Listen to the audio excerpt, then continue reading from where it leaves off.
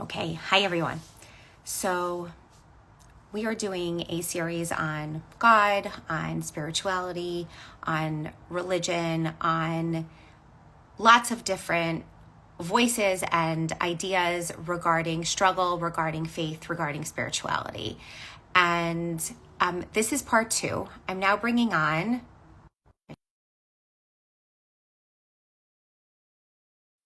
here she comes. I think she's coming. Hold on.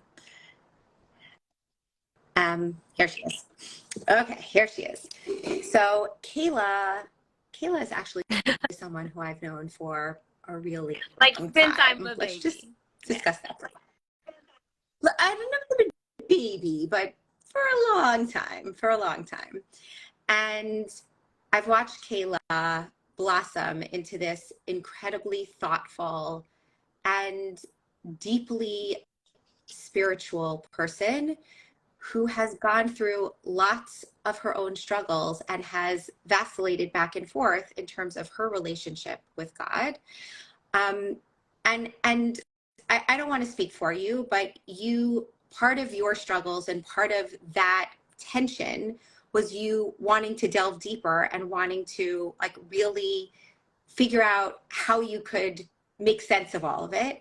And so I'm turning this over to you because you've had a lot of these questions of like, I'm angry, I'm going through pain, I'm suffering. And you wrote a book about it. And you wrote a book about like not only this, but many different aspects of your life and struggle and pain in your relationship to that. So I'm going to stop talking and I'm going to turn it over to you and just talk to us. Tell us a little bit.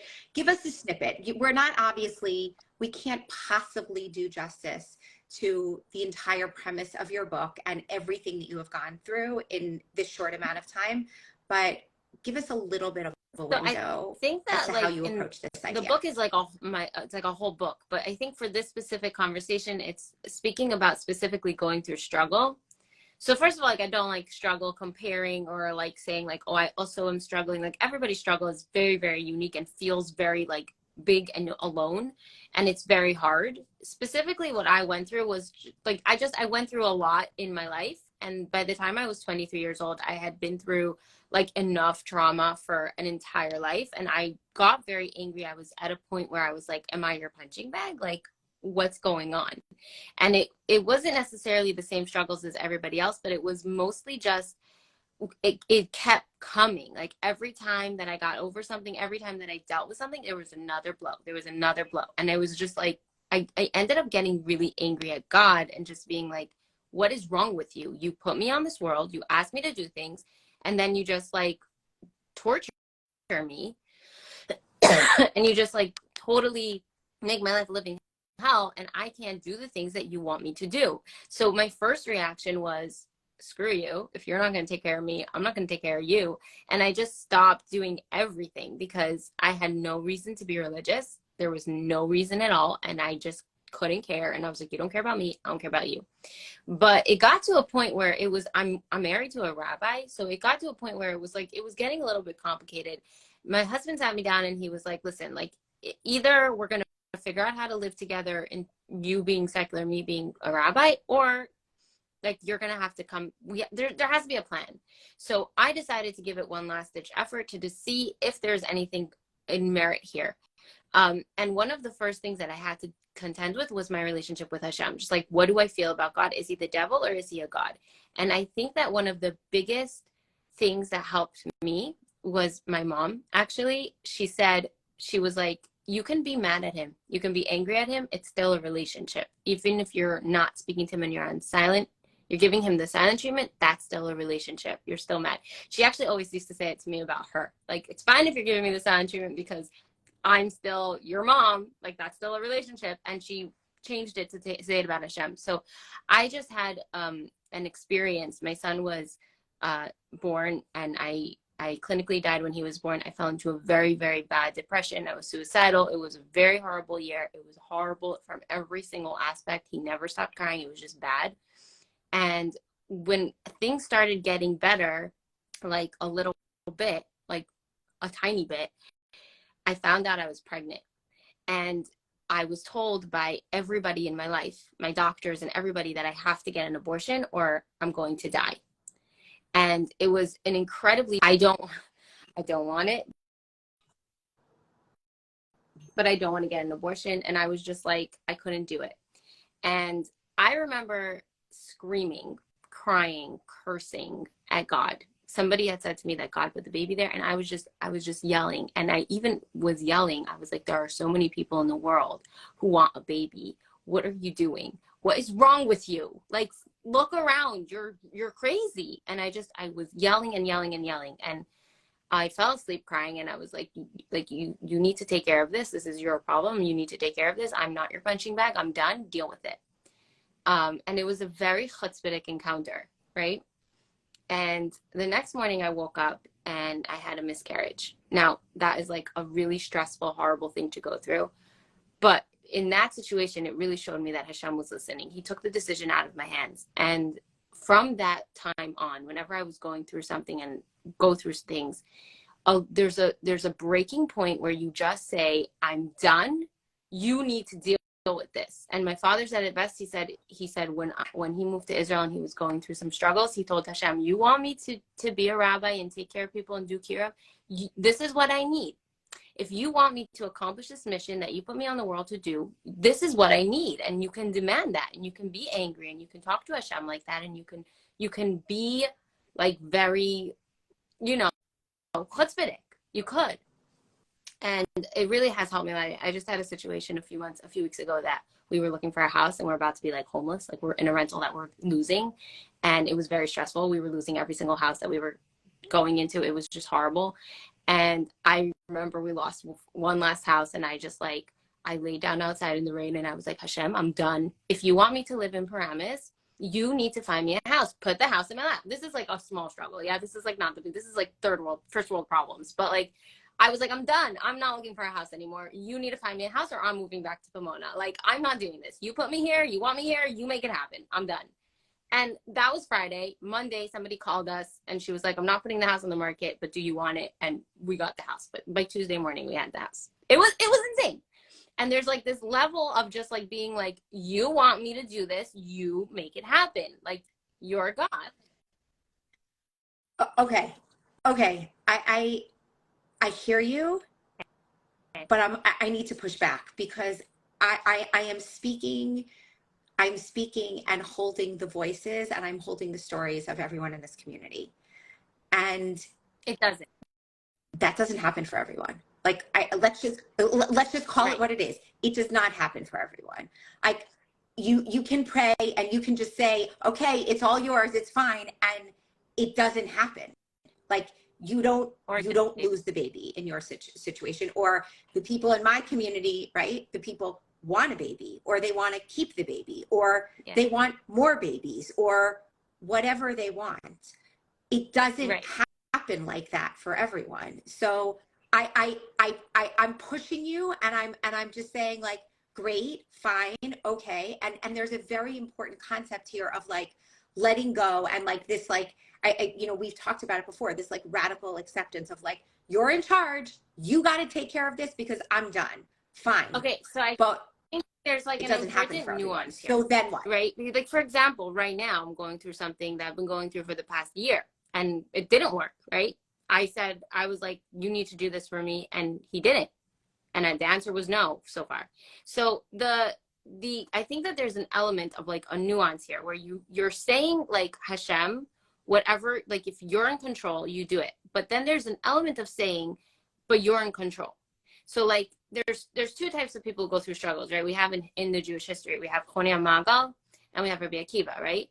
And there's two, so there's two reactions you can have to go through scenarios. So Choni Magal was a rabbi who lived in the time of a drought, and they were dying. Okay, there was like years no rain. They were dying, and he stood in the town center in the dust, and he drew a circle around him, and he said, Hashem, I'm not getting out of the circle until you make it rain. And he didn't, and Hashem made it rain. So there's one aspect of making. How long did it take? Some people say a minute, and some people say a few days. But he stood there. And there's an element of like, that's what happened with the house. So like, if you're not going to give me a house in Paramus, I'm going to move back to Pomona. where like you're kind of giving God an ultimatum of like, if you want me to do this, I need this. And if you're not going to give me this, I'm not going to do it. And it's a condition. And you're kind of pushing God into a corner. And you're not sitting around waiting for Hashem to say yes or no. You're acting based on if Hashem said yes or no. Then you have other situations where there's no ultimatum that you can give. You want a baby. Like there's nothing, what are you going to do? Right? Like you want a baby and you're willing to do anything to get that baby. And it's like, okay, so now what? Right? So then you have a different aspect of it's a really hard one. And I'm not telling anyone to do this. I'm just saying that it's an option which maybe can help the pain, which is just a little bit of humbleness of saying like, listen, at the end of the day, Hashem sees a picture that I don't see. He sees a much bigger picture in the world that I don't see. And if we look at history, like let's say we look at the Purim story, we see very clearly why Esther Malka had to go to King Ahasuerus's palace. But for her, it was a death sentence. She was devastated. Do you know what it was like to go to this horrible, abusive king and be his wife, and you're not allowed to leave, and you're not allowed to see your family ever again? Like, it was just like, it was horrible. Her entire life was just crashed to pieces, right? We see it very, very differently, but that's how she saw it. And I think that there's just this humbleness of understanding that Hashem sees parts of the story that we don't see. And even though it sucks for us and it's horrible for us, it's also an understanding that like we're not the people making the decisions for a reason. And you can ask, my father always says 20 years tells the story. You can ask Hashem to tell you why. You can ask Hashem to give you courage. You can ask Hashem to change it, to make the, let's say in Purim story, make the Jews' salvation come from somewhere else, which is what Mordechai told Esther. He's like, Hashem will make it happen. You can pray that Hashem make it an easier path, or that Hashem give you courage, or that Hashem show you clarity of like why this has to happen to you. But there's an element of saying Hashem knows what's best for me. Hashem knows what's best for the world. And I'm going to trust him. And you know what? My husband learned at Shasathon for a time on Sunday. He was there. He was one of the Lomdim. And the guy got up to speak at the end. And he's a man who he's been waiting over 30 years for a baby. And they're in their 50s and they just had a baby.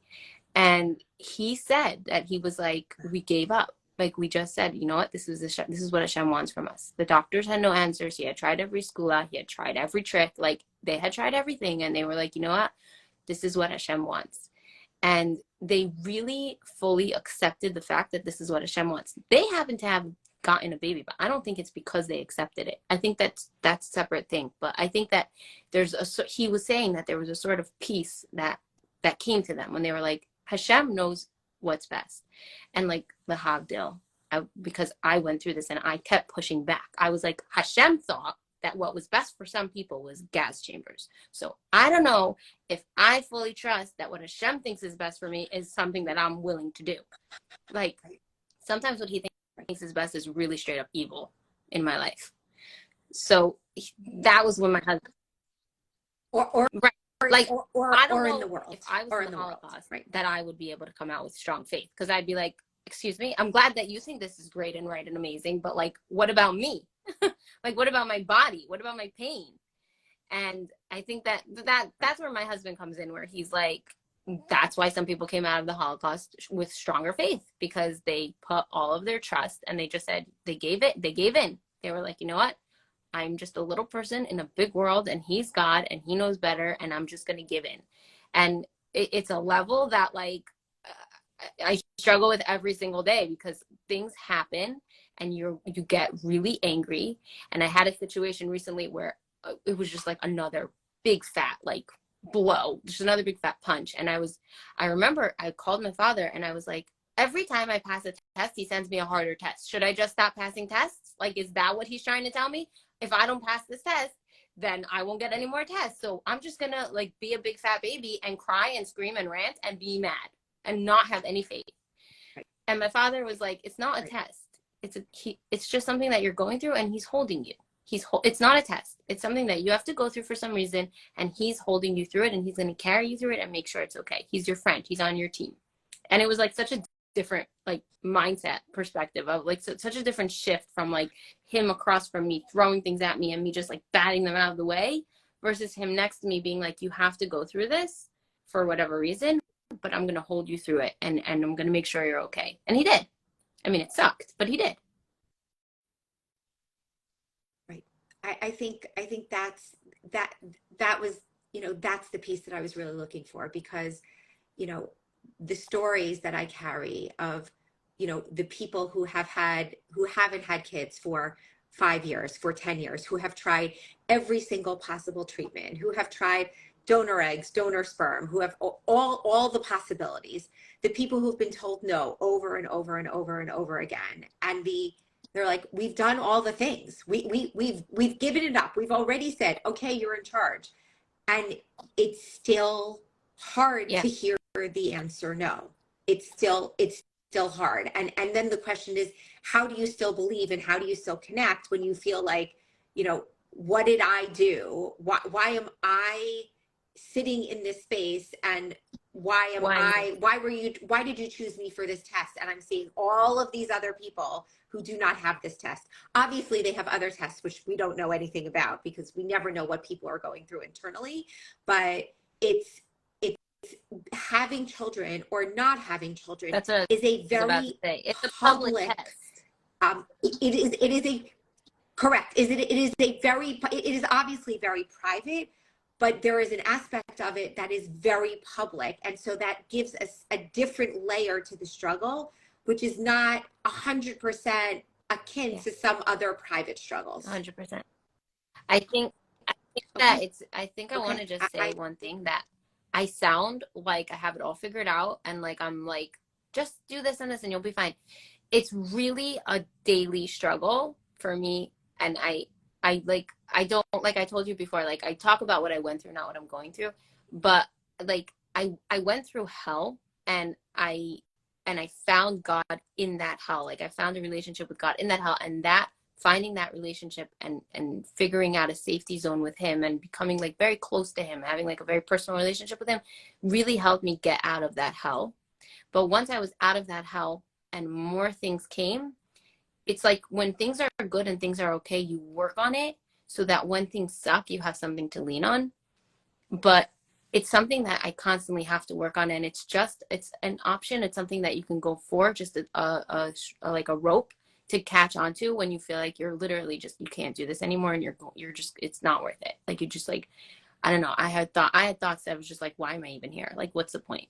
And I think that it's really more of like an option or a lifeline, or like something out there that you can grab onto, rather than this is the solution and this is going to fix all your problems. Like I'm not coming from that place at all, because I know that when I talk about struggles, it sounds like I'm like minimizing people's struggles, and I don't want to do that at all. Right. That's why I pushed you and said, okay, fine, right, but now you got to give me more, because people are sitting in pain. Okay. I thank you.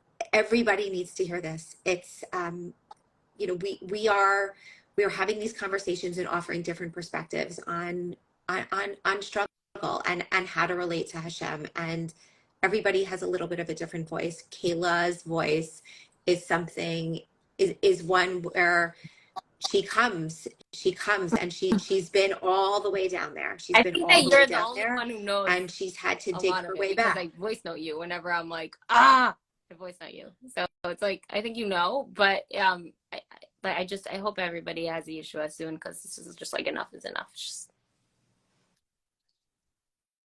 Amen. Okay. Thank you. If anybody wants to, I know that you're always open to this. If anybody wants to reach out to Kayla privately, sure, absolutely, you can do so. And I urge each of you to find her book, to really get a copy of her book. It's not light reading. Like you can't just like, have a cup of coffee and like eat babka at the same time. Like you really need to spend time with it. Like I'm a person that when I read, I like it to be light. And for me, it took me multiple sittings to get through it, because I really had to stop and think. It was my journal. It was like, I wrote a journal during that year, and then I published my journal, because I'm crazy. and all of you who are thinking about these issues and many others that she discusses, I urge you to get a copy of her book. Thank you so much. Okay. We'll be in touch. Bye. Thank you so much.